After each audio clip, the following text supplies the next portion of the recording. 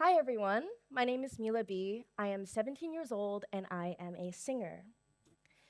From a very early age, I knew I wanted to be a singer, and I intend to spend the rest of my life singing.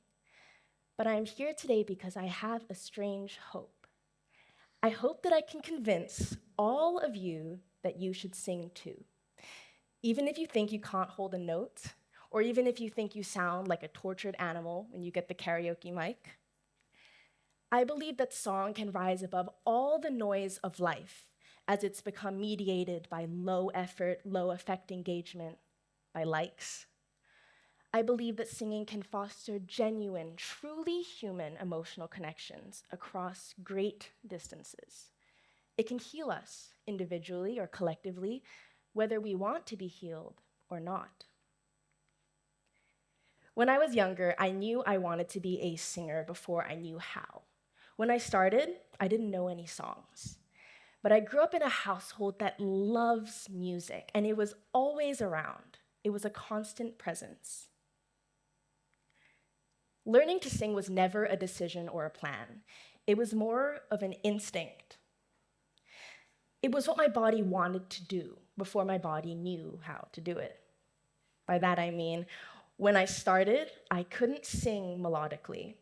For the first few years, I hit maybe 20% of the notes. My parents used to joke that I was singing in the key of R, and on the plus side, I was extremely loud. But I sang constantly, and there's something very interesting and mysterious that stood out to me at the time that I still think about quite a lot. And this is that as a kid, the song itself almost didn't matter. It was a vehicle for feeling. This is the first song I ever sang. We all know it.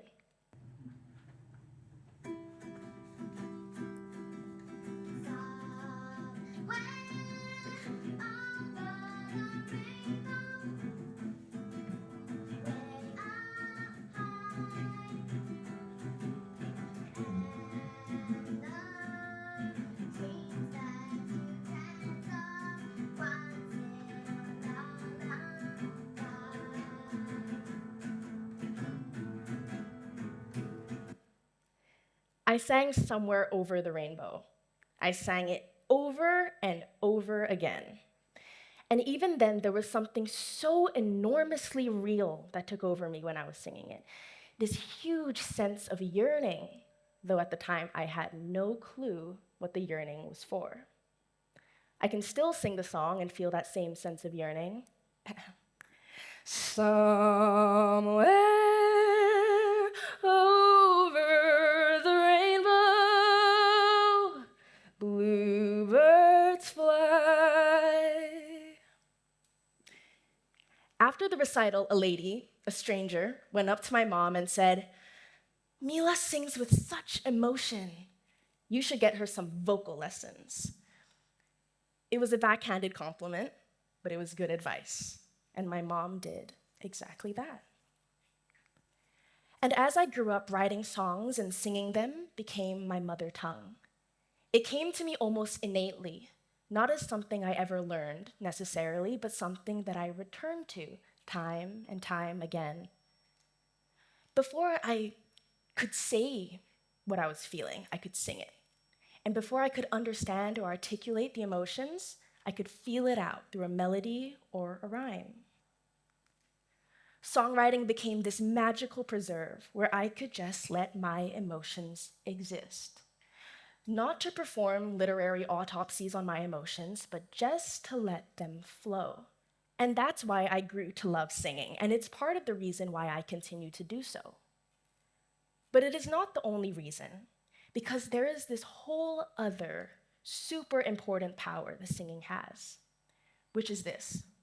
It doesn't just allow me to connect authentically and vulnerably with myself, but also with other people. I think for most of you, maybe all of you, even if you're not musicians, song can have a similar effect. It can carry you into an emotion before you have the words for it, before you choose it. Listen to this. But I'm losing oxygen, Gulping in my stores of the love you once gave me, but don't have anymore. Before I even sang the whole song, there was this sadness that was there. I was singing it, but you were the one feeling it. Maybe you were channeling something that you were dealing with, or maybe simply you were just feeling the raw emotion. Now try this. And I won't tell your mom, I won't tell the cops what you did. Immediately, the whole feeling turns around. It can turn it into something playful or sassy or something resigned. It can restore your hope. And this is so powerful because it can help you understand what's confusing or overwhelming. And that's why songwriting and music in general is one of the most powerful ways that humans have to connect. And this is why I started writing my own songs and posting them online. It is an extremely vulnerable thing to do, to sing about something that matters to you, something that hurt you, and with the press of a few buttons to make it public to the whole world.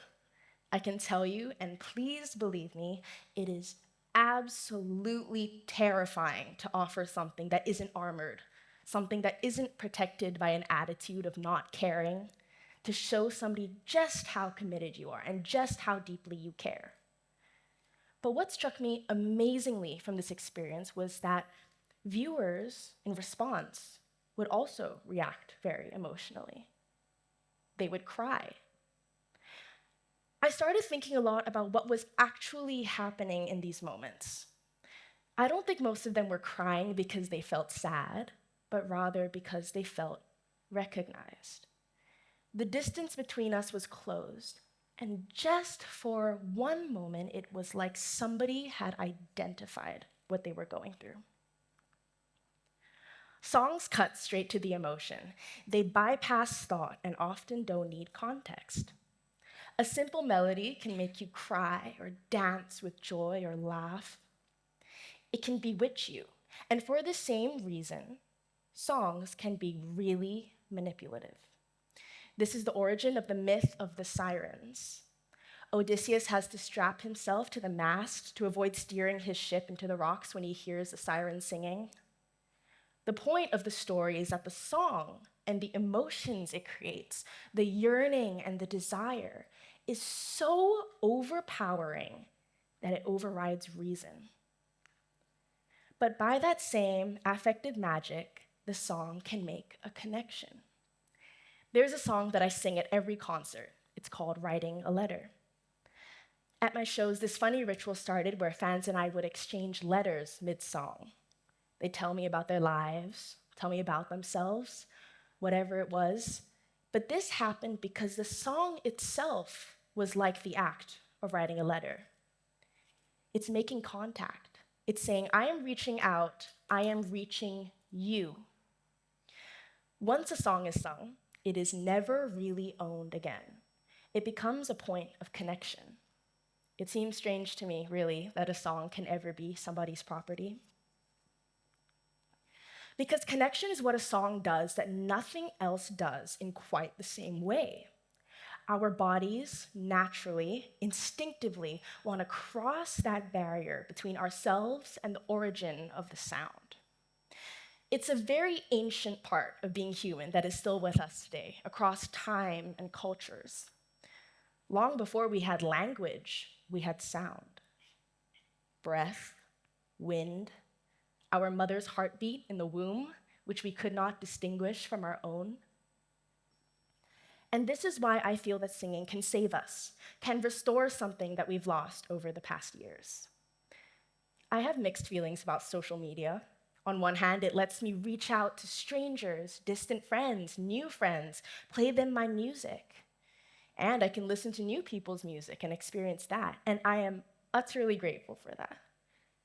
But on the other hand, the platform has this terrifying effect of separating us, even when it acts like it is bringing us together. The platform is always this intrusive presence, this monster that inserts itself between us, changes the way that we relate. We now live in a world where almost every other point of connection is optimized, quantified, filtered for attention, curated for algorithms. But I'm pretty sure that is here to stay. And this is why we need to find ways to restore human connection in ways that technology can't defang or dilute or co-opt. And while it may seem naive, I believe that singing can do this because it resists logic and logical processes and refuses binaries and structured separations. And I don't think you need to take my word for it. Across cultures and traditions, songs were never just entertainment. In Kabbalah, which is a religious tradition that part of me hails from, there are songs, wordless ones, meant to bridge the gap that language can't, and others that act like incantations, simply to elevate the spirit. The Zohar teaches that song can repair a broken world, that we can literally sing a broken world back together again. It teaches that singing creates angels because angels are songs. You might have heard a quote from the Talmud that says, "Every blade of grass has an angel that hovers above it and whispers, 'Grow.'" And I believe that it is no coincidence that a group of angels is called a choir. In a weird way, science echoes this. Plants grow differently when exposed to music, as do the minds of unborn babies. The molecular patterns of water and the structures of sand change when exposed to music. The world literally transforms when we sing to it, and we do too. Therapists and neuroscientists have discovered that people with PTSD and other severe forms of anxiety and trauma begin to heal when they join choral groups and combine their voices with others. If you clear away all the theology and science, though, the idea remains very simple. Singing repairs. It is a kind of magnetism that puts the parts back together, whether those parts are inside of ourselves, between two people, or something much larger and societal. Every song, no matter how sad, has a small, hopeful core.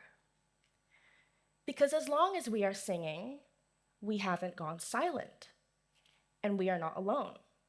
And that is why I want every one of you to join me in this, even the worst singer on the face of the earth. Because songwriting is love in raw contact, and in the times of like or not, it is the most human thing that we can still do. So I'm going to leave you with a song. It's called "What We Want and Need from Love."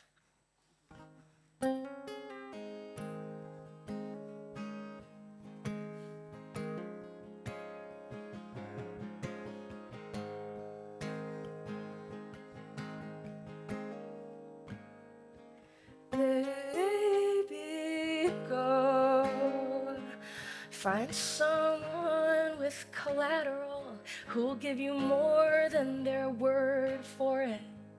All I've ever known is how to be a poet. I'm not good with my hands, and you were the first God that I ever had. Can't build you a church from scratch. I was never shown pious like that. I won't understand, nor must I need to know what you want and need from love. You could be my life,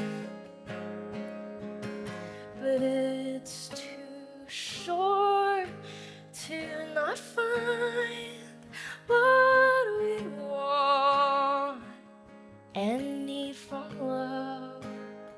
You want somebody who will look you up the shaft of your cigarette butt, dance on tippy toes around your mother cuts, calls you strong for it doesn't stitch 'em up.